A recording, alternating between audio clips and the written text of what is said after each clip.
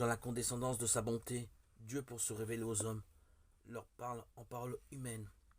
En effet, les paroles de Dieu exprimées en langue humaine ont pris la ressemblance du langage humain, de même que le Verbe du Père éternel, ayant assumé l'infirmité de notre chair, est devenu semblable aux hommes.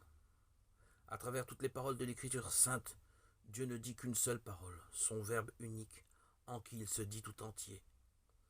Rappelez-vous que c'est une même parole de Dieu qui s'étend dans toutes les Écritures, que c'est un même Verbe qui résonne dans la bouche de tous les écrivains sacrés. Lui qui étant au commencement Dieu auprès de Dieu, n'y a pas besoin de syllabes, parce qu'il n'y est pas soumis au temps. Pour cette raison, l'Écriture doit être vénérée, suivie, lue, approfondie. Vénérer les Écritures, c'est vénérer le corps du Seigneur. Elle ne cesse de présenter aux fidèles le pain de vie pris sur la table de la parole de Dieu et du corps du Christ. Dans l'Écriture sainte, on trouve sans cesse sa nourriture, sa force, car en elle, elle n'accueille pas seulement une parole humaine, mais ce qu'elle est réellement, la parole de Dieu.